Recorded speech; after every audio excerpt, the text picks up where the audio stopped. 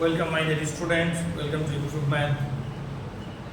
চলে এলাম ক্লাস 10-এ 2026 সালের যে মোস্ট ইম্পর্টেন্ট যে উপপাদ্যটা, অর্থাৎ যার পড়ার সম্ভাবনা 99%, আজ সেই উপপাদ্যটা আমি তোমাদের করাতে চলেছি।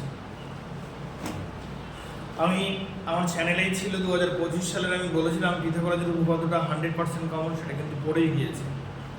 তো সেই জন্য আমার উপরে ভরসা করতেই পারো, এই উপপাদ্যটা কিন্তু 26 সাল মাধ্যমিক পরীক্ষার জন্য খুব ইম্পর্টেন্ট। উপপাদ্য নাম্বার 34 123 পেজে আছে, সেটা আমি লিখেও রেখেছি। সেটা হলো, প্রমাণ করে কোনো বৃত্তের একই বৃত্তচাপের দ্বারা গঠিত কেন্দ্রস্থ কোণ বৃত্তস্থ কোণের দ্বিগুণ। প্রশ্নটা পড়ে আমরা দুটো জিনিস জানতে পারছি, একই বৃত্ত, তিনটে জিনিস, একই বৃত্তচাপ, কেন্দ্রস্থ কোণ আর বৃত্তস্থ কোণ। আগে আমাদের এই বিষয়গুলো জানতে হবে, যে কেন্দ্রস্থ কোণটা কি, বৃত্তস্থ কোণ কি, আর একই বৃত্তচাপ বলতে কি বোঝাতে চাইছে। দেখো, প্রথমে একটা বৃত্ত নিলাম, এই বৃত্তে এই পরিধি বরাবর যেগুলো আছে এইগুলোই হলো এই বৃত্তের বৃত্তচাপ। এবার আমি ওর মধ্য থেকে এই রকম একটা জায়গা ডিনোট করে নিলাম, এইখান থেকে এই যে জায়গাটা দেখতে পাচ্ছ, এই জায়গাটা, তো এই জায়গাটা হলো তোমাদের একটা বৃত্তচাপ। কেউ মনে করো এই জায়গা থেকে এই পর্যন্ত, এইখান থেকে এই যে বাঁকা অংশ, ওটাও কিন্তু একটা বৃত্তচাপ। আমার প্রশ্নে বলা ছিল যে প্রমাণ করো কোনো বৃত্তের একই বৃত্তচাপের দ্বারা গঠিত কেন্দ্রস্থ কোণ বৃত্তস্থ কোণের দ্বিগুণ।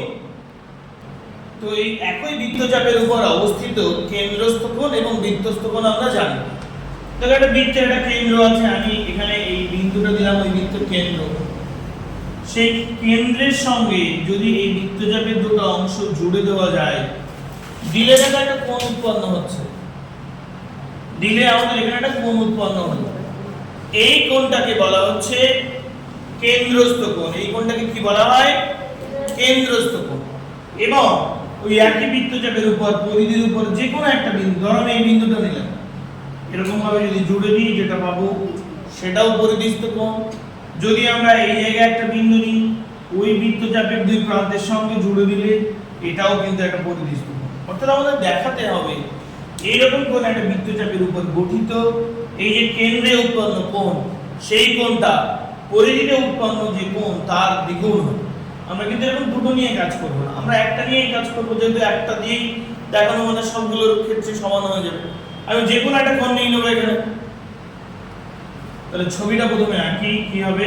তাহলে প্রশ্নটা আরো একবার পড়ে নেবে, কখনোই তোমরা উপপাদ্যের নাম্বারটা মনে রাখবে না, প্রশ্নের হেডিংটা মনে রাখবে, কারণ পরীক্ষায় তোমাকে উল্লেখ করে দেবে না যে 34 নম্বর উপপাদ্যটা পড়েছে। সেই জন্য প্রশ্নের যে হেডিং, যেটা দিয়ে প্রশ্ন আসে, তোমাকে কিন্তু সেটা মুখস্থ রাখতে হবে। প্রমাণ করো কোন বৃত্তের একই বৃত্তচাপের দ্বারা গঠিত কেন্দ্রস্থ কোণ বৃত্তস্থ কোণের দ্বিগুণ। অর্থাৎ এই লাইনটাই কিন্তু প্রধান লাইন, কেন্দ্রস্থ কোণ বৃত্তস্থ কোণের দ্বিগুণ। যদি কোথাও তোমরা প্রশ্ন এটা পেয়ে যাও, তার মানেই কিন্তু এই উপপাদ্যটা তোমাদের করতে হবে। সবার প্রথমে খাতার উপরে যেখানে তোমরা উপপাদ্যটা করবে, সেখানে পেন্সিল দিয়ে উপরে একটা ভালো ছবি এঁকে নেবে। আমি একটু সাইডে করবো, যেহেতু আমাদের লিখতে হবে, তাই বৃত্ত নিয়ে নিলাম, একটা বৃত্তচাপ ডিনোট করলাম, এটা ও নাম দিলাম, এ বি, এটা বি নাম দিয়ে দিলাম, এটা সি নাম দিলাম। তোমাদের বইতে এরকমটা বলা আছে। সবার প্রথমে আমাদের কিন্তু একটা বৃত্তচাপ বলা ছিল, তার কেন্দ্রস্থ কোণ ছিল, আর তার পরিধিস্থ কোণের কথা কিন্তু প্রশ্নেই আমাদের উল্লেখ ছিল। সেই জন্য আমরা সেই তিনটে জিনিসই লিখে নেব প্রদত্তের মধ্যে। ঠিক প্রশ্নে আমাদের যেটুকু থাকে, প্রদত্তটাও কিন্তু আমাদের ঠিক ততটুকুই হয়। ধরি ও কেন্দ্রীয় বৃত্তের, অর্থাৎ এই যে বৃত্তটা আছে তার কেন্দ্রটা কি ও, তাই বলছি। ধরি ও কেন্দ্রীয় বৃত্তের এ পি বি বৃত্তচাপের উপর, দেখো এই চাপটা নিয়েছি। চাপ যদি আমি এ বি বলি, তাহলে তো সরলরেখা হয়ে যাবে।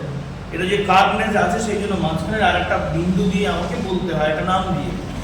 তাই এ পি বি বৃত্তচাপের উপর অ্যাঙ্গেল এ ও বি কেন্দ্রস্থ কোণ এবং অ্যাঙ্গেল এ সি বি পরিধিস্থ কোণ, এইটুকুই কিন্তু আমাদের প্রদত্ত। প্রদত্ততে লিখে নিই। ধরি ও কেন্দ্রীয় বৃত্তের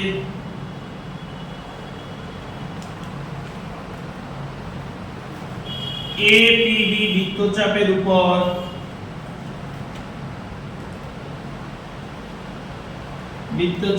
উপর অ্যাঙ্গেল এওবি কেন্দ্রস্থ কোণ এবং অ্যাঙ্গেল এসিবি পরিধিস্থ কোণ।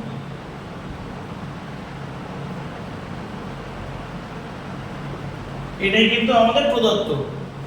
যে কোনো উপপাদ্যের ক্ষেত্রে আমাদের প্রদত্ত হয় যেটুকু প্রশ্নে দেওয়া থাকে সেইটুকু সিম্বল দিয়ে ছবিতে যা যা লিখেছে সেইগুলো লিখে দেওয়া। প্রদত্তটা আরো একবার বলি, ধরি ও কেন্দ্রীয় বৃত্তের এপিবি বৃত্তচাপের উপর অ্যাঙ্গেল মানে কোণ এওবি কেন্দ্রস্থ কোণ এবং অ্যাঙ্গেল এসিবি পরিধিস্থ কোণ বা বৃত্তস্থ কোণ। এখানে কারো কোথাও কোনো বুঝতে অসুবিধা নেই তো? এরপরে আসে প্রামাণ্য বিষয়, আর শুধু প্রামাণ্য বলে আমরা হেডিং করতে পারি। প্রত্যেকটাতে আমরা শুরু করব প্রমাণ করিতে হইবে যে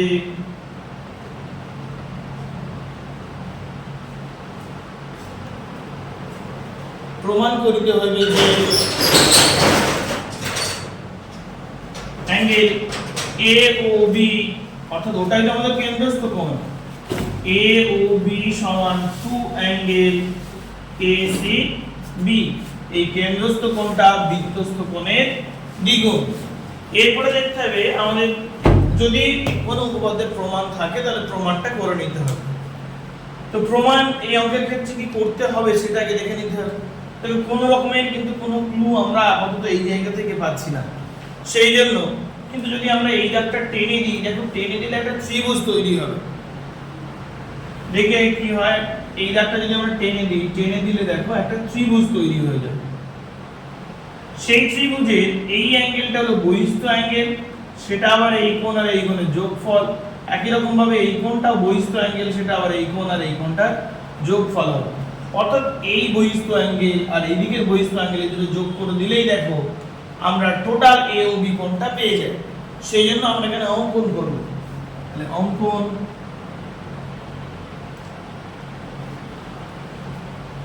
সি কমা ও যুক্ত করে ডি বিন্দু পর্যন্ত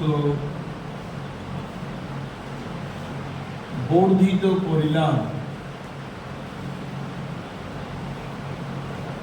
এটা হয়ে গেল আমাদের অঙ্কন। এই পর্যন্ত কারো কোথাও কোনো বুঝতে অসুবিধা আছে? এবারে ডাইরেক্ট আমরা প্রমাণে চলে যাব। এগুলো তখন আমাদের আর লাগবে না, আর অনেকটা জায়গা লাগবে বলে এগুলো মুছে দিলাম। প্রমাণটা করে নিই, বাকিগুলো মুছে দিলাম, দিয়ে শুধু প্রমাণের জন্য রেখে দিলাম। তাহলে প্রমাণের ক্ষেত্রে আমরা দেখো এইদিকে টোটাল দুটো ত্রিভুজ দেখতে পাচ্ছি, একটা হলো ওএসি আর একটা ওবিসি। এই দুটো ত্রিভুজ আমরা প্রথমে ওএসি এই ত্রিভুজ নিয়ে কাজ করব। ত্রিভুজ ওএসি এর দেখো দুটো বাহু সমান, এই ওএ আর ওসিটা সমান। কেন সমান বলো তো? ওএ সমান ওসি কি শর্তে সমান এটা কে বলতে পারবে? একই বৃত্তের ব্যাসার্ধ।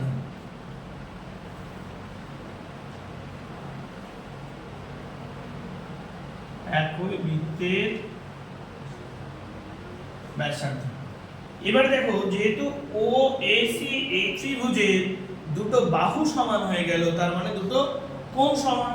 তাই অতএব ওই বাহু সংলগ্ন কোণ এই একটা কোণ আর এই একটা কোণ, অতএব অ্যাঙ্গেল ওএসি অর্থাৎ এই কোণ সমান অ্যাঙ্গেল ওসিএ অর্থাৎ ওই দিকের সি কোণ। একটু খেয়াল করবে, আমি এই দুটো কোণ সমান পেলেও আমি নিব কিন্তু সি কোণটা। যেহেতু আমার প্রমাণে এই এ ও বি সমান 2 অ্যাঙ্গেল এসিবি ছিল, তাই সমানের ক্রাইটেরিয়া দিয়ে আমি কিন্তু সি কোণটাকেই প্রকাশ করব। অর্থাৎ এই এ কোণের পরিবর্তে সি কোণটা লিখব, কিন্তু ভুল করেও সি কোণের পরিবর্তে এ কোণটা লিখব না, যেহেতু আমার প্রমাণের আকাঙ্ক্ষিত মান হলো সি কোণ। ক্লিয়ার? আবার ত্রিভুজ ওএসি এর সিও বাহুকে ডি বিন্দু পর্যন্ত বর্ধিত করা হয়েছে,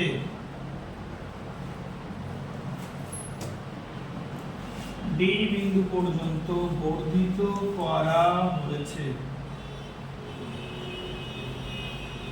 যদি ডি বিন্দু পর্যন্ত বর্ধিত করা হয় তাহলে আমি কি বলতে পারি, অতএব ক্লাস 8 এ আমাদের একটা 145 পৃষ্ঠায় আমাদের একটা উপপাদ্য ছিল যে কোন ত্রিভুজে যদি একটা বাহুকে বর্ধিত করা হয় তাহলে বহিস্থ অ্যাঙ্গেল অন্তস্থ বিপরীত কোণদ্বয়ের যোগফলের সঙ্গে সমান। তাহলে এইদিকে এই যে বহিস্থ অ্যাঙ্গেলটা তা অন্তস্থ বিপরীত কোণদ্বয়ের যোগফলের সঙ্গে সমান হবে। তাহলে অতএব বহিস্থ অ্যাঙ্গেল এ ও ডি সমান angle OCA plus angle OAC সমান angle OCA plus angle OCA। কেন এই আমি তো একটু আগেই বলে নিলাম যে অ্যাঙ্গেল OAC এর পরিবর্তে আমরা অ্যাঙ্গেল OCA বসাবো, যেহেতু অ্যাঙ্গেল OAC সমান অ্যাঙ্গেল OCA, সেই জন্য আমরা এরকমটা করতে পেরেছি। এটাও অ্যাঙ্গেল OCA, এটাও অ্যাঙ্গেল OCA, মানে কি পাচ্ছি আমরা দুটো অ্যাঙ্গেল OCA পেয়ে যাচ্ছি না। এটাকে এক নাম্বার দিয়ে রাখলাম।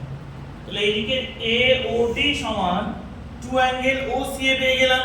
দেখো সেম ক্রাইটেরিয়ায় সেম ভাবে আমি ওই ত্রিভুজটা OC আর OB সমান ওর ওই বহিস্থ অ্যাঙ্গেল BOD তাহলে অনুরূপে লিখে দিতে পারি, একই রকম জিনিস তো।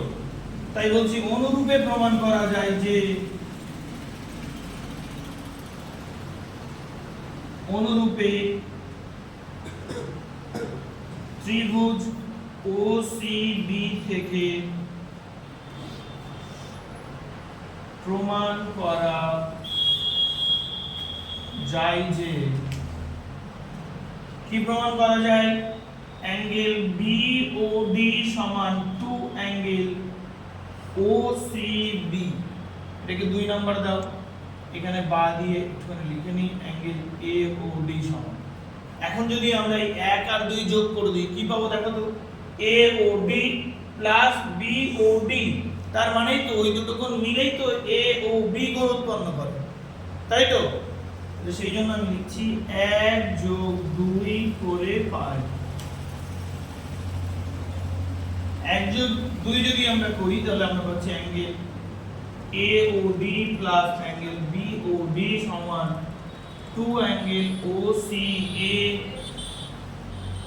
প্লাস টু অ্যাঙ্গেল OCB, বা অ্যাঙ্গেল এই AOD আর BOD এগুলো যোগ করলে কি পাবো আমরা, অ্যাঙ্গেল AOB। আর ওই দিক থেকে আমরা 2 কমন নিয়ে নিলাম, 2 কমন নিয়ে নিলে কি পাচ্ছি angle OCA plus angle OCB পেয়ে যাচ্ছি। দেখো 2 শুধু কমন নিয়ে নিয়েছি।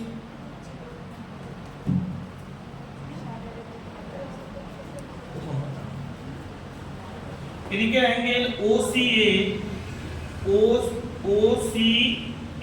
আর OCB এই দুটো কোণ যদি আমরা যোগ করে দিই তাহলে আমরা কি পেয়ে যাচ্ছি, টু অ্যাঙ্গেল ACB। আর এটাই দেখো আমাদের প্রমাণ ছিল, প্রমাণিত। এই হয়ে গেল তোমাদের মাধ্যমিক 2026 এর মোস্ট ইম্পর্টেন্ট উপপাদ্যটা। যদি ভালো লাগে তাহলে অবশ্যই লাইক কমেন্ট শেয়ার করবে, এবং চ্যানেলে যদি তুমি নতুন হয়ে থাকো তাহলে সাবস্ক্রাইব করে নিও। আর যদি তুমি সাবস্ক্রাইবার হয়ে থাকো তাহলে অসংখ্য ধন্যবাদ। দেখা হচ্ছে নেক্সট ভিডিও।